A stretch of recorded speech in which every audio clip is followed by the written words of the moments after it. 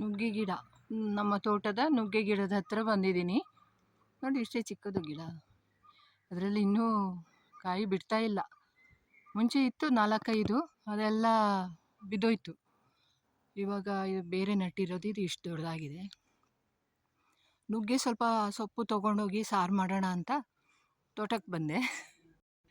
ಹತ್ರ ಹೋಗಿದ್ದೀನಿ, ಇಲ್ಲಿ ಮಧ್ಯೆ ಒಂದು ಗುಂಡಿ ಇದೆ, ಅದಕ್ಕೆ ದಾಟ್ಕೋತೀನಿ.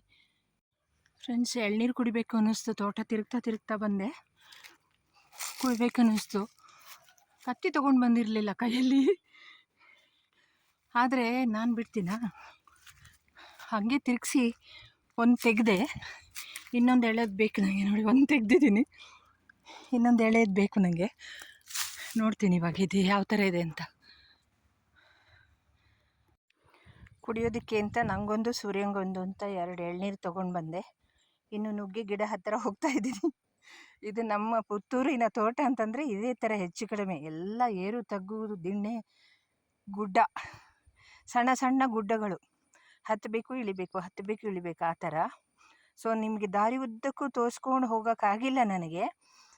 ಅದಕ್ಕೆ ಬೇಕಾದ ಆಪರೇಟಸ್ ಇಟ್ಕೊಂಡಿಲ್ಲ ನಾನು. ನಿಧಾನವಾಗಿ ಖಂಡಿತ ತೋರಿಸ್ತೀನಿ. ನಮಗೆ ಖುಷಿಯಾಗಿದೆ ಆ ಹಸಿರು ನೋಡುವಾಗ. ನೋಡಿ, ಈ ಥರ ಇದೆ. ನಾನಿವಾಗ ಸ್ವಲ್ಪ ಸಾಧಾರಣ ಮೇಲ್ಗಡೆ ಬಂದಿದ್ದೀನಿ, ತೋಟದ ಮೇಲ್ಭಾಗಕ್ಕೆ ಬಂದಿದ್ದೀನಿ. ದೂರದಲ್ಲಿ ಬಸ್ ಹೋಗೋ ಶಬ್ದ ಕೇಳಿಸ್ತಾ ಇದೆ ನೋಡಿ, ಬಸ್ಸು, ರಿಕ್ಷಾ ಎಲ್ಲ. ರೋಡು ಆ ಕಡೆ ಇದೆ, ಕಾಣಿಸಲ್ಲ ಅದು. ಇದು ನಮ್ಮ ತೋಟ. ಇದು ಈ ಕಡೆ ನಾನು ಇವಾಗ ಇದಕ್ಕೆ ನುಗ್ಗೆ ಗಿಡಕ್ಕೆ ಹತ್ತಿರ ಬಂದೆ. ತೋರಿಸ್ತೀನಿ, ಒಂದು ನಿಮಿಷ. ಬಹಳ ದೂರದಲ್ಲಿ ಬೆಟ್ಟಗಳು ಕಾಣ್ತದೆ ನಿಮಗೆ. ಅದು ಆ್ಯಕ್ಚುಲಿ ಕುದುರೆಮುಖದ್ದು ಇದು ಕೂಡ ಕಾಣುತ್ತೆ ಇಲ್ಲಿಗೆ. ಇನ್ನೊಂದಿನ ತೋರಿಸ್ತೀನಿ, ಅದೆಲ್ಲ ಬೇರೆ ಬೇರೆ ಲೇಯರ್ಸಲ್ಲಿ ಬೆಟ್ಟಗಳು ಕಾಣ್ತವೆ.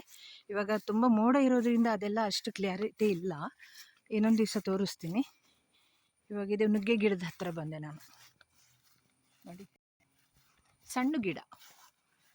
ನನಗೆ ಬೇಕಾಗಿರೋ ಪರ್ಪಸ್ ಇದರಲ್ಲಿ ಕಾಯಿ ಇನ್ನೂ ಶುರುವಾಗಿಲ್ಲ, ಬಟ್ ಎಲೆಗಳು ಒಂದು ಸ್ವಲ್ಪ ಚಿಗುರು. ಇದು ನನಗೆ ಸಾರೋ, ತಂಬ್ಳಿನೋ ಅಥವಾ ದೋಸೆಗೋ ರೊಟ್ಟಿಗೋ ಹಾಕ್ಕೊಳ್ಳೋಕ್ಕೋ ಅಷ್ಟಕ್ಕೆ ಬೇಕಾದಷ್ಟು ಸಿಗುತ್ತೆ. ಅದನ್ನು ತಗೋಬೋದು ನಾನು ಇಲ್ಲಿಗೆ ಬಂದು. ಹಾಗೆ ಇನ್ನೊಂದು ಆ್ಯಂಗಲಲ್ಲಿ ಬಹುಶಃ ಬೆಳಕು ಆ ಕಡೆ ಅನಿಸುತ್ತೆ, ಕತ್ಲೆ ಕಾಣಿಸ್ತಾ ಇದೆ, ಮೋಡ ಆಯಿತು. ಆ್ಯಂಗಲಲ್ಲಿ ಅನಿಸುತ್ತಾ? ಇಷ್ಟೇ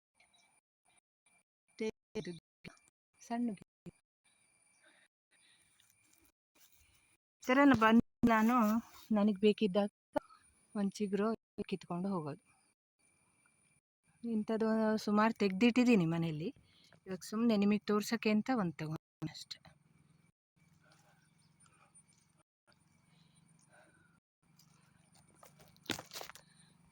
ನೋಡಿ, ನುಗ್ಗೆ ಸೊಪ್ಪು ಎಳೆಯದು ಚೆನ್ನಾಗಿದೆ ಅಲ್ಲ, ಫ್ರೆಶ್ ಆಗಿ ಹೀಗೆ ತೆಗೆದು ಮಾಡ್ಕೊಂಡು. ನಮಸ್ಕಾರ ಸ್ನೇಹಿತರೆ, ಇವತ್ತು ನುಗ್ಗೆ ಸೊಪ್ಪಿನ ಸಾರು ಮಾಡೋಣ ಅಂತ. ನಮ್ಮ ಹಳ್ಳಿ ಕಡೆ ಹೀಗೆ ನೋಡಿ, ಎಲ್ಲ ತೋಟದಲ್ಲಿ ಏನು ಅವೈಲೇಬಲ್ ಇದೆ ಅದನ್ನು ಮಾಡೋದು. ನಾನು ಒಂದು ಸ್ವಲ್ಪ ನುಗ್ಗೆ ಸೊಪ್ಪು ತೊಗೊಂಡು ಬಂದು ಇಟ್ಕೊಂಡಿರ್ತೀನಿ ಮನೆಯಲ್ಲಿ. ಹೀಗೆ ಪ್ಲಾಸ್ಟಿಕ್ ಲಕೋಟೆಯಲ್ಲಿ ಹಾಕಿ ಕಟ್ಟಿ ಫ್ರಿಜ್ಜಲ್ಲಿ ಇಟ್ಟಿದ್ದೆ. ಏನೂ ಆಗಿಲ್ಲ ನೋಡಿ, ತುಂಬ ದಿನ ಆಯಿತು. ಎಷ್ಟು ಫ್ರೆಶ್ ಆಗಿದೆ ನೋಡಿ, ಎಷ್ಟು ಚೆನ್ನಾಗಿದೆ ನೋಡಿ. ಎಷ್ಟು ಬೇಕೋ ಅಷ್ಟು ಮಾತ್ರ ತೊಗೊಳ್ಳೋದು, ತಿರ್ಗಾ ಹಾಗೆ ಇಟ್ಬಿಡೋದು ಅದರಲ್ಲಿ. ಆ ಥರ ಮಾಡ್ತಾಯಿದ್ದೀನಿ. ಸ್ವಲ್ಪ ಆಲ್ರೆಡಿ ತೊಗೊಂಡಿದ್ದೀನಿ, ಅದಕ್ಕೊಂದು ಸ್ವಲ್ಪ ಹಾಕ್ತೀನಿ, ಒಂದಿಷ್ಟು ಸೇರಿಸ್ಕೊತೀನಿ, ಅದಕ್ಕೆ ಕಮ್ಮಿ ಆಗುತ್ತೇನೋ ಅಂತ. ಆಮೇಲಿಂದ ಫ್ರೆಂಡ್ಸ್, ನಾನೀಗ ನುಗ್ಗೆ ಸೊಪ್ಪಿನ ಸಾರು ಮಾಡೋಣ ಅಂತ ಹೊರಟೆ. ನುಗ್ಗೆ ಸೊಪ್ಪು ತೆಗೆದಿಟ್ಕೊಂಡಿದ್ದೀನಿ ಇದಿಷ್ಟು. ಒಂದು ತುಂಡು ಈರುಳ್ಳಿ, ಮೀಡಿಯಮ್ ಸೈಜ್ ಈರುಳ್ಳಿಯಲ್ಲಿ ಅರ್ಧ ತೊಗೊಂಡಿದ್ದೀನಿ. ಸ್ವಲ್ಪನೇ ಹುಣಸೆಹಣ್ಣು, ಬೆಲ್ಲ, ತೆಂಗಿನಕಾಯಿ ತುರಿ, ಕಲ್ಲುಪ್ಪು, ಹಸಿರು ಮೆಣಸು ಇದ್ದರೆ ನಿಮ್ಮ ಹತ್ರ ಬೇಕಾದಷ್ಟು ಹಸಿರು ಮೆಣಸೇ ಹಾಕ್ಕೋಬೋದು. ನಾನು ಕರಿಮೆಣಸು ಒಂದು ಸ್ವಲ್ಪ ಇಟ್ಕೊಂಡಿದ್ದೀನಿ, ಕಮ್ಮಿ ಇದೆ ಹಸಿರು ಮೆಣಸು ಅಂತಂದ್ಬಿಟ್ಟು. ನಾನು ಯಾವಾಗಲೂ ಹಾಗೆಯೇ ಎರಡು ಮಿಕ್ಸ್ ಮಾಡ್ತೇನೆ ಒಂದು ಸ್ವಲ್ಪ, ಆಯಿತಾ. ಒಂದು 2 ಸಣ್ಣ ತುಂಡು ಶುಂಠಿ, ಇದಿಷ್ಟನ್ನು ಮಿಕ್ಸಿಗೆ ಹಾಕ್ಕೊಂಡು ಕಡಿಯೋದು. ಒಟ್ಟಿಗೆ ಹಾಕ್ಕೊಳ್ತೀನಿ ನೋಡಿ. ಮಿಕ್ಸಿಗೆ ಹಾಕ್ಕೊಂಡು ತೊಗೊಂಡು ಬಂದಿದ್ದೀನಿ.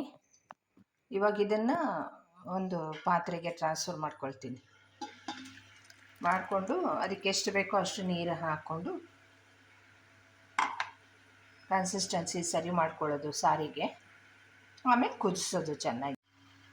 ನೋಡಿ ಈ ಕನ್ಸಿಸ್ಟೆನ್ಸಿಲಿ ಇದೆ ಇವಾಗ. ಇದು ಸಾರು ತೆಳ್ಳಗಿದ್ರೆ ಚೆಂದ ಅಲ್ವಾ? ಈ ಕನ್ಸಿಸ್ಟೆನ್ಸಿಲಿ ಇದೆ. ಇದು ಚೆನ್ನಾಗಿ ಕುದೀಲಿ, ಬೇಯಲಿ. ಬೆಂದ ಮೇಲೆ ಅದಕ್ಕೊಂದು ಒಗ್ಗರಣೆ ಹಾಕಿದರೆ ಆಯಿತು. ನುಗ್ಗೆ ಸಾರು ರೆಡಿ. ನುಗ್ಗೆ ಸೊಪ್ಪಿನ ಸಾರು ರೆಡಿ.